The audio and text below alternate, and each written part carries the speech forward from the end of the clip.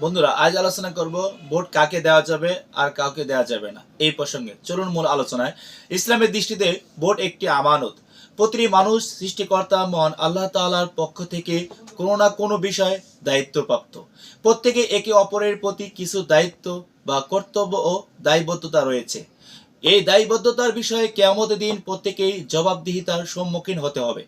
এই প্রসঙ্গে একটি হাদিসে এসেছে, হযরত মুহাম্মদ মুস্তাফা সাল্লাল্লাহু আলাইহি ওয়াসাল্লাম বলেছেন, সাবধান, তোমরা প্রত্যেকেই দায়িত্বশীল এবং প্রত্যেকেই কিয়ামতের দিন তার দায়িত্ব সম্পর্কে জবাবদিহিতা করতে হবে। ভোট দেশের প্রতিটি নাগরিকের গণতান্ত্রিক অধিকার। ভোট ব্যক্তির নিজস্ব মতামত কিংবা জনমত প্রতিফলনের একটি গণতান্ত্রিক মাধ্যম ও পদ্ধতি বিশেষ। কোনো সিদ্ধান্ত গ্রহণের লক্ষ্যে ভোটের প্রয়োজন হয়।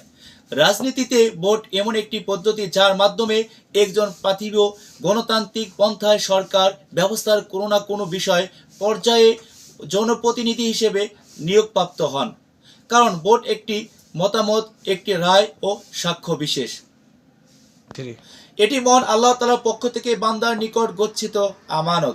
পবিত্র কোরআনে কারিমে এই প্রসঙ্গে আল্লাহ তাআলা বলেন, হে ঈমানদার বান্দারা, তোমরা আল্লাহ তাআলা ও রাসূলুল্লাহ সাল্লাল্লাহু আলাইহি ওয়াসাল্লামের সঙ্গে কখনো বিশ্বাসঘাতকতা করো না এবং জেনে শুনে নিজেদের আমানতের খেয়ানত করো না। সূরা আন-আনআম।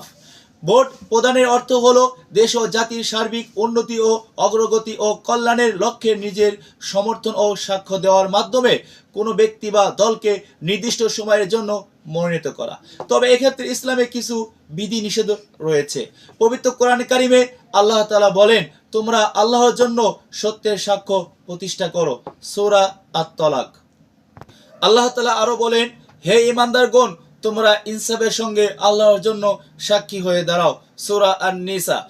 যেহেতু ভোট একটি রায় বা সাক্ষ্য, তাই ভোটের প্রদানের ব্যাপারে প্রত্যেক নাগরিকের সচেতন হতে হবে, কেননা অন্যায় করা আর অন্যায়কে সমর্থন করা একই অপরাধ। আল্লাহ তাআলা বলেন, কল্যাণকর কাজ এবং তাকওয়ার ব্যাপারে একে অপরের সহযোগিতা করো, আর গুনাহ ও সীমালঙ্ঘনের ব্যাপারে সাহায্য সহযোগিতা করো না। সূরা আল-মায়েদা।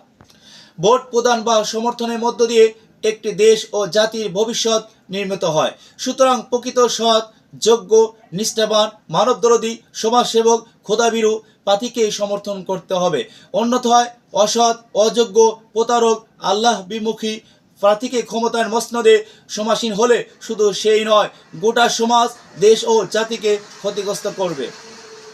অনেক সময় দেখা যায় নির্বাচনের পূর্বে প্রার্থী জনগণকে নানা প্রলোভন দেখিয়ে প্রতিশ্রুতি শুনিয়ে নিজের স্বার্থ হাসিলের চেষ্টা করে থাকে। নির্বাচনের পর কিন্তু প্রতিশ্রুতি পূরণের কোনো চেষ্টাই করতে দেখা যায় না। ফলে নাগরিকদের নানাবিধ ও বিড়ম্বনা পোহাতে হয়। কোনো দায়িত্বশীল নেতার আচরণ এমন হতে পারে না। এমন নেতাকর্মীকে সচেতন ও করতে রাসূলুল্লাহ সাল্লাল্লাহু আলাইহি ওয়াসাল্লাম বলেছেন, যে দায়িত্বশীল মুসলিম জনপ্রতিনিধি সে যদি তাদের সঙ্গে প্রতারণা ও খেয়ানতকারী হন, এই অবস্থায় তিনি যদি মারা যায়, তাহলে আল্লাহ তাআলা তার জান্নাতে প্রবেশ করাকে হারাম করে দিবেন। সহিহ বুখারী ও মুসলিম। মনে রাখতে হবে, ভোটের বিষয়টি শুধু পার্থিব নয়, পরকালেও এই জন্য জবাবদিহি করতে হবে। এজন্য আমাদের সবারই করণীয় হলো যে যোগ্য ব্যক্তিকেই ভোট দিতে হবে।